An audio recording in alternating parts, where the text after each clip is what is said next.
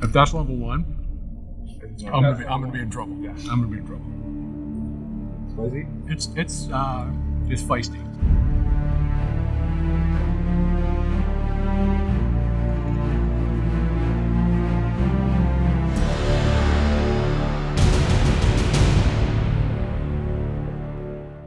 Hi, I'm Luke, I'm Ria. and this is the Hun School's version of Hot Ones. Our first guest is new head of school, Mr. Bronk. We're going to be asking Mr. Bronk some tough questions as we increasingly spice your food. So, Mr. Bronk, first question here, why Hun? Why Hun? That's a great question.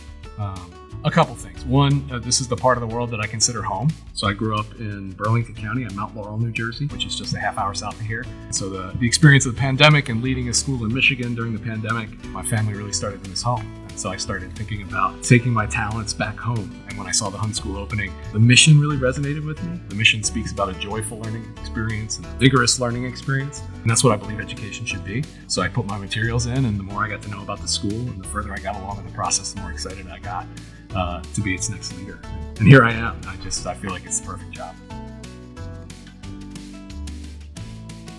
You guys ready? You eating the whole thing? No, I'm going to go. I'm eating the whole thing. Yes. How you feeling? You good? I'm good, yeah. Luke? Hanging in there. Your face is turning. Really? Yeah. When you were delivering the Burlington County Times, did you ever think you'd have a future tossing out knowledge as a teacher? That's an excellent question, and the answer is absolutely not. But even as a paper boy, I wasn't particularly reliable. Like some days I would deliver it, and some days, I didn't get around to it. Fortunately, in those days, the internet, you didn't get a reputation, so I was able to deliver papers for a while. No, school and I did not get along, and in fact, it was because school and I didn't get along that my mom made the decision to send me to an independent school like the Hun School, and that really changed my life and changed my relationship with school. But yeah, it was delivering those papers in the afternoon. I would not have thought I'd be in education. Good research, by the way.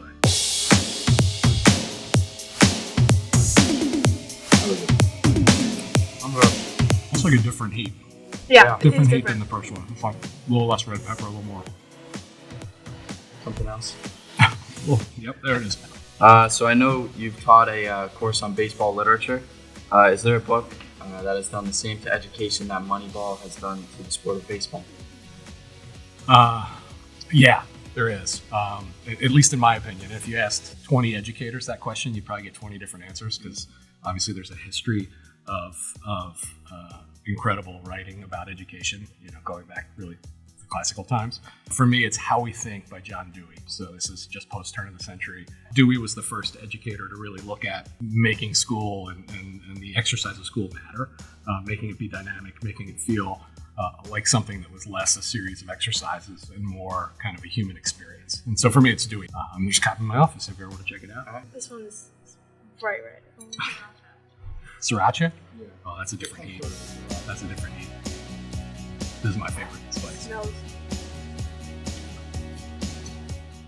Which one tastes better?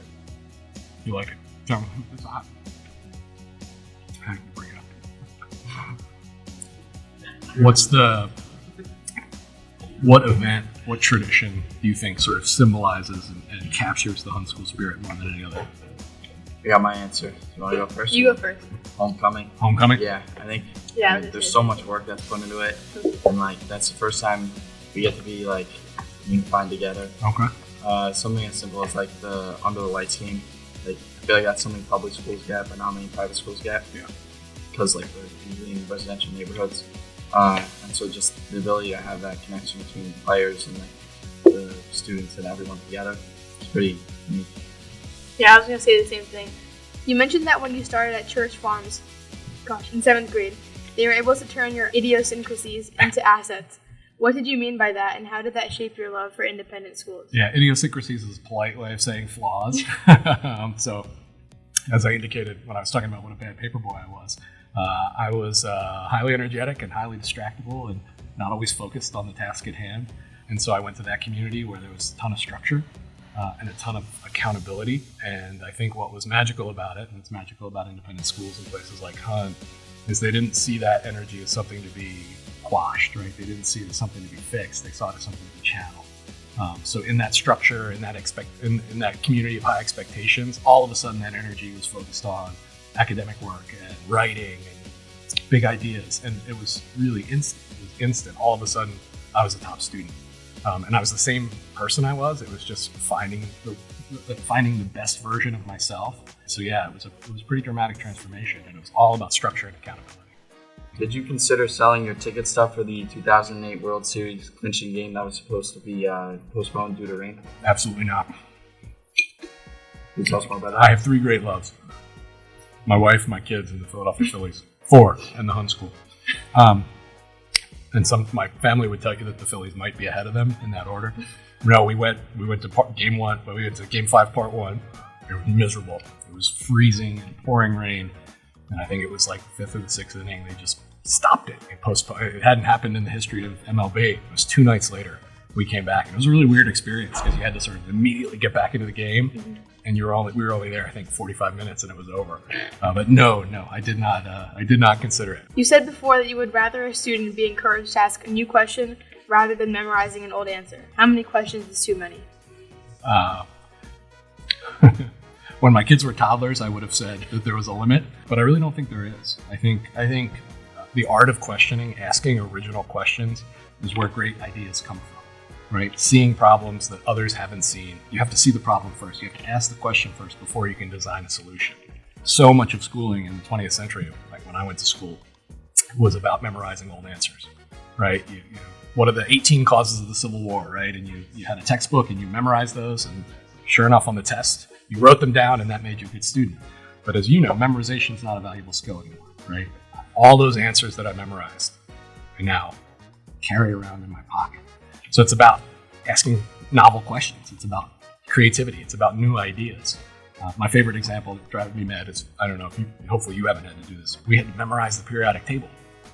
The periodic table exists so that people don't have to memorize the periodic table, right? It's a tool to be used to save information. So I think it's about, I think 21st century education at the Hun School, and certainly the education I believe in, is really about creativity. It's about new ideas. It's about new questions rather than just memorizing the answers that somebody developed for a textbook 10 or 15 or 20 years ago.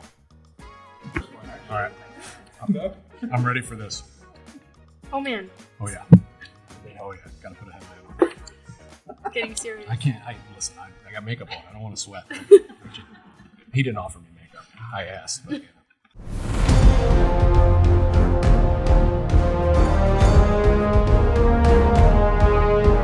So I'm not sure if you're aware, but last year, the day after the Super Bowl, Mr. Bronk granted us a out of school holiday. Can we expect similar behavior from you? I couldn't possibly take that away. Correct. I mean, like that would make me the worst new head of school ever. So yes, you can absolutely expect it. I can't promise when it would be, but I think things like that are fun. What was your proudest accomplishment as head of school at University Liggett School? Yeah, that's a tough question. I try not to think a lot about sort of the work in terms of accomplishments and kind of the traditional measures of achievement. I was really proud that I think every student in the community and every family in the community and every teacher in the community felt like they had a personal relationship with me. I felt like I really knew them and they knew me. I'm just most proud of the sort of human connections. That'll be my approach here. My goals in this first year are really to get to know people and to build relationships and learn about the community. That's hot.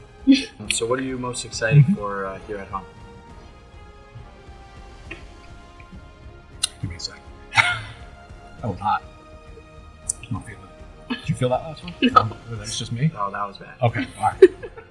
That was You got milk too. I'm not doing it.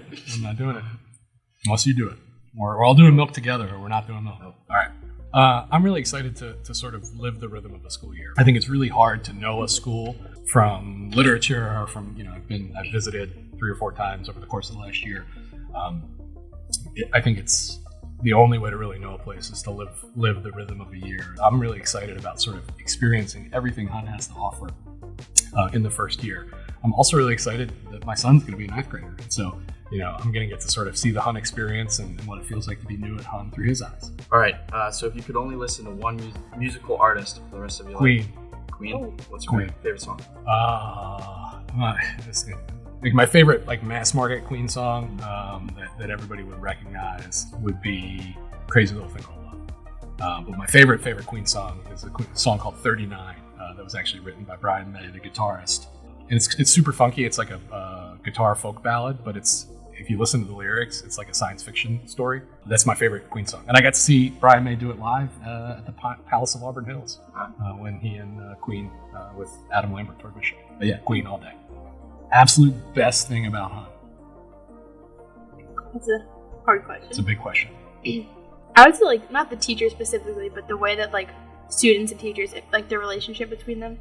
Because it doesn't really feel like it's, like, a superior or, like, a kid. It just feels like you're people trying to help you, like, do your best every day. You were going to design your dream next term. What would it be? I like the Into the Open Spaces one where you go to a bunch of national parks. So maybe something up in, like, Alaska where you learn about biodiversity. Ooh. Oh, biodiversity, Alaska. I'd go on that one. I mean, I haven't done an next term yet, so, like... So you get to be dream even bigger. Yeah, I would do something in Europe. Europe? Just something about, like, history. And going, not one country, though, like, multiple countries. Yeah. I have this notion of, like, a trip down the Delaware River where you, like, stop at historical sites and understand how the river sort of creates, history in, sort of the Mid-Atlantic region. Thank you for joining us today. Mr. Bronk, thank you. Thank you, Mr. Bronk. Ria, Luke, thank you. This has been a lot of fun.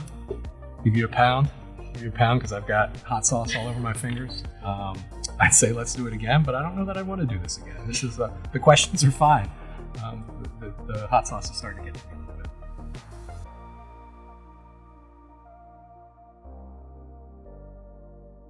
You guys want to know what the worst part of being out of school is? Snow days. Making the decision about a snow day. It's awful. Why? There's so much that... There's so much that goes into it, right? Everyone's got an opinion. No matter what you decide, somebody's mad at you. Yeah, that was the thing that I thought, like, coming in, as my first year as that, it's going to be so fun in February when it starts to snow, and, I'm going to do a video, and maybe I'll, like, I don't know. I had all these ideas, and then, like, the text messages just started coming in, and then my kids started getting harassed because they thought that they could influence me. And then you call the snow day, and all those kids that were so excited for you to call the snow day, they don't say thank you. They don't follow up. They're gone, and then you're left with a really angry group of working parents who are like, why did you do this? Anyway, yeah, worst part of being out of school is snow day.